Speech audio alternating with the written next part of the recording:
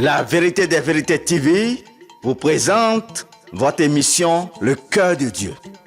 Le Cœur de Dieu, c'est une émission qui vous plonge dans les révélations des mystères cachés et profondes de la parole de Dieu. Le Cœur de Dieu, c'est les trois dimensions de la parole, la forme, le fond et la profondeur. Le Cœur de Dieu, c'est les mystères cachés de l'œuvre de la croix. Le Cœur de Dieu, c'est un cocktail du plan de la rédemption de l'humanité au travers de la parole de Dieu. Le cœur de Dieu, c'est l'ensemble des pensées de l'Éternel concernant le plan de la rédemption de l'humanité à travers l'œuvre de la croix. Le cœur de Dieu, c'est tout simplement du beau. Le cœur de Dieu, c'est tout simplement la compréhension du retour de la divinité dans l'humanité. Le cœur de Dieu, vous en avez besoin. Le cœur de Dieu, c'est tous les lundis et samedis à 10h. Votre émission, Le Cœur de Dieu. Votre émission, Le Cœur de Dieu, ouvre les yeux de votre cœur pour comprendre les pensées intimes de Dieu. Votre émission, Le Cœur de Dieu, vous donne accès à l'intimité de Dieu. La quatrième implication de la croyance, c'est la confession.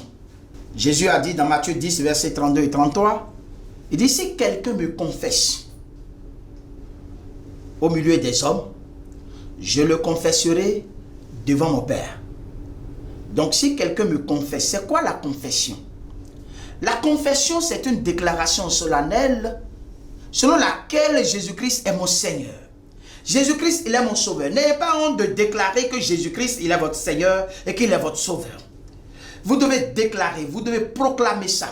Vous devez confesser que Jésus-Christ est vraiment venu au secours de votre faiblesse, de votre imperfection, de vos lacunes, de vos péchés. Vous devez déclarer qu'il est le Seigneur et le Sauveur de votre vie pécheresse. Vous devez dire que vous étiez un pécheur et que vous êtes perdu et que vous n'avez pas de secours et qu'il n'y a pas de secours pour vous et que la seule personne qui a été capable de vous secourir s'appelle Jésus-Christ de Nazareth. Si vous êtes capable de confesser ça publiquement, ne fuyez pas. Vous savez, il est écrit que plusieurs pharisiens croyaient en Jésus, mais n'osaient pas faire l'aveu. C'est-à-dire que c'est des pharisiens qui se cachaient. Pour eux, ce qu'il dit est vrai, on comprend, on a accepté, mais on ne veut pas déclarer. Pourquoi vous ne voulez pas déclarer si réellement c'est la vérité? Si c'est la vérité et que vous l'avez reçue, dans l'abondance du cœur, la bouche parle. La confession est une implication très importante dans la croyance. La croyance commence par ce qu'on a entendu et passe par ce qu'on a bien compris et traverse ce qu'on a bien accepté et enfin ce qu'on a pu déclarer, ce qu'on a confessé, ce qu'on continue de confesser, ce qu'on continue de proclamer de par le monde, que Jésus-Christ est Seigneur. Dire que Jésus est Seigneur, ce n'est pas une affaire religieuse, ce n'est pas culturel, ce n'est même pas cultuel. C'est une conviction interne, c'est relationnel, c'est une relation divino-humaine. Jésus-Christ n'est pas un personnage historique seulement, mais il est un personnage divin. Il est aussi un personnage divin. La preuve, il est ressuscité, il a continué à exister jusqu'à aujourd'hui. Comme le dit l'autre chanson, lorsque vous allez dans les pays du monde et que vous demandez les grands personnages, les autorités, on vous dira, voici là où repose son âme. Vous allez dans n'importe quel pays du monde, vous demandez, mais où est le tombeau de tel ancien président, de tel ancien leader politique, religieux, d'un tel ancien riche, d'une personne très influente, on vous dira toujours, voici son tombeau, ici repose son âme. Mais lorsque vous allez à Jérusalem et que vous demandez le tombeau de Jésus-Christ, on vous dira qu'il est ressuscité et que son âme n'est pas ici. Pourquoi? Parce que c'est un personnage divin. C'est un personnage spirituel.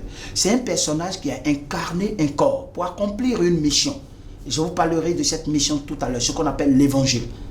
L'évangile, ce n'est pas Jean 3,16. Ce n'est pas les versets bibliques. Ce n'est pas la récitation des Écritures. L'évangile, c'est une manifestation surnaturelle. C'est quelque chose qui s'est réellement passé. Je vais vous l'expliquer tout à l'heure. La quatrième implication de la croyance, c'est la confession. Confesser. Si tu as cru, il faut déclarer. Dis que Jésus est Seigneur. Dis que Jésus est Sauveur. Dis que Jésus-Christ, il est celui-là qui est le médiateur entre Dieu et les hommes. Dis que Jésus-Christ est celui que Dieu a envoyé dans le monde pour sauver l'humanité et les orienter vers l'éternité. Parce que l'homme était perdu. L'homme était perdu. Et Jésus-Christ est le seul qui est décidé de quitter son trône, sa gloire, du spirituel, pour se revêtir du corps humain, du corps d'humiliation des humains, pour accomplir une œuvre parfaite pour les humains. Vous savez, je vais vous donner une parabole biblique que j'aime beaucoup, de quelque chose qui s'est passé dans l'Ancien Testament. Il s'agit du premier roi d'Israël, Saül. En réalité, le papa de Saül avait perdu ses brebis. Et parce qu'il a perdu ses brebis, il appelle son fils. Et il lui dit, je vais t'envoyer à la recherche de mes brebis. Va chercher mes brebis. Et comme ça, Saül part avec un serviteur. Arrivé là-bas, ils ont cherché les brebis 3 jours durant et ils n'ont pas retrouvé les brebis. Mais en réalité, les brebis étaient déjà retrouvées. Et parce que les brebis étaient retrouvées et que lui ne savait peut-être pas, il devait aller consulter le prophète Samuel. C'est arrivé là-bas qu'en réalité, le prophète va lui dire, mais écoute, les brebis sont déjà retrouvées, mais toi, tu n'es pas venu ici par hasard. Car Dieu m'a dit de te oindre comme le roi d'Israël. Vous allez comprendre de par cette histoire-là, la royauté même de Jésus-Christ. Il est venu à la recherche des brebis perdues. Les brebis perdues d'Israël. Les brebis perdues du monde entier. Jésus est venu à la recherche des brebis de son Père. Et quand il est venu, les brebis étaient retrouvées. Et parce que les brebis étaient retrouvées, il faut qu'il soit un. C'est pour ça qu'il est venu avec son serviteur Jean-Baptiste. Vous voyez? Il est venu avec son serviteur. Avec un serviteur, le serviteur de Dieu, Jean-Baptiste, qu'il a baptisé. C'est ça. Et lui a dit comment rentrer dans sa fonction royale. Et c'est de ça qu'il s'agit. Ça s'est passé dans l'Ancien Testament et ça s'est accompli dans le Nouveau Testament. Et plusieurs des choses comme ça, qui sont des réalités de l'Ancien Testament qui indexent Jésus-Christ dans sa fonction royale et du Seigneur et du Sauveur. Il faudra d'abord lire les codes bibliques pour comprendre la réalité. C'est pour ça qu'il faut comprendre l'évangile avant de l'accepter. Et après l'avoir accepté, il faut maintenant confesser. Ça, on appelle ça la croyance. Celui qui écoute l'évangile, le comprend, le reçoit et le confesse comme le seul moyen par lequel Dieu justifie et renouvelle le pécheur, le Saint-Esprit opérera systématiquement dans son intérieur ce que l'on appelle la régénération, c'est-à-dire la manifestation de la foi et de la présence du Saint-Esprit. Ça fera de vous une personne nouvelle. C'est ça la nouvelle naissance. Vous passez de l'homme naturel, de l'homme mortel, de l'homme charnel à l'homme spirituel. À cause de la manifestation de la foi et du Saint-Esprit. Croire est une disposition préalable au salut. Si vous ne croyez pas, vous ne verrez jamais la gloire de Dieu.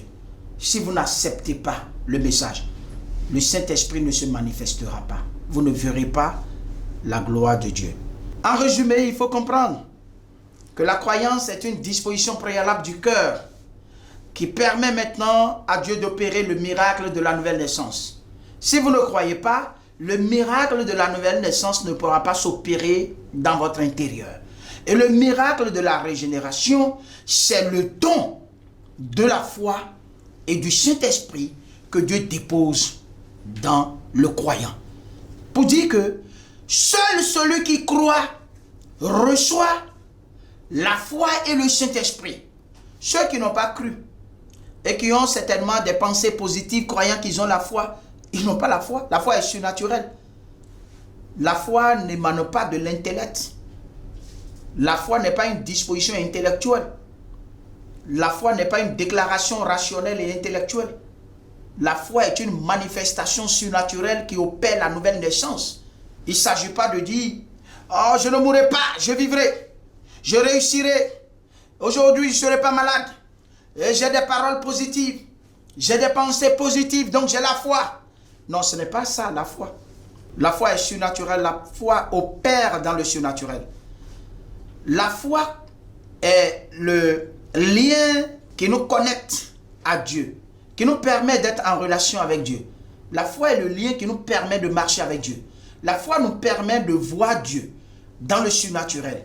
La foi opère dans le surnaturel. La foi est une réalité, c'est une confiance et une assurance en Dieu à travers la compréhension de l'œuvre de la croix. Donc l'œuvre de la croix, lorsqu'on l'a compris, nous permet d'avoir cette assurance en Dieu, cette confiance absolue en Dieu. Cette confiance et cette assurance nous permet d'avoir un état d'esprit bien connecté à Dieu et d'être rassuré par rapport à notre éternité. Donc notre vie ne finit pas ici-bas. Ceux qui vont pleurer le jour après leur mort, eh bien, ils vont pleurer pour toujours. Ceux qui vont se réjouir après leur mort vont se réjouir pour toujours. La foi conduit dans l'éternité. La vie ne finit pas ici-bas. La vie continue. Et il faut préparer ton esprit à cela. Si tu nourris ton corps et que tu as grossi, et que tu es joufflu, et que tu es devenu grand, et que tu es devenu gros, et que tu es devenu beau, et que tu es devenu gras, et que tu n'as pas la foi, c'est que ton esprit est maigre, ton esprit est vilain, ton esprit est mince, ton esprit est chétif, parce que tu ne l'as pas nourri. Tu as pris tout ton temps pour nourrir ton corps, mais tu n'as pas nourri ton esprit. Et comme ça, tu vas regretter un jour et tu vas regretter éternellement. Simplement parce que tu n'as pas cru. Il est écrit dans Apocalypse 3, verset 20, « Voici, je me tiens à la porte et je frappe. Si quelqu'un entend ma voix et ouvre la porte, j'entrerai chez lui, je souperai avec lui et lui avec moi. » Dans Actes chapitre 4, verset 4, il est dit, « Cependant, beaucoup de ceux qui avaient entendu la parole crurent. » Si vous avez entendu que vous avez cru, c'est que vous avez accompli les 4 implications de la croyance. Et la croyance devient non quelque chose d'utopique. C'est-à-dire que ce n'est pas une illusion. Ce n'est pas une illusion. Ce n'est pas de l'utopie. Vous ne croyez pas à une chose abstraite. Mais quelque chose que vous avez entendu, que vous avez compris, que vous avez accepté et que vous avez confessé. C'est en ce moment seulement que le Saint-Esprit descendra en vous et la foi surnaturelle du salut descend aussi en vous. C'est ça qu'il s'agit. Cependant, il faut croire en quoi? Le message même que nous devons entendre pour croire. C'est de ça que je vais vous parler maintenant.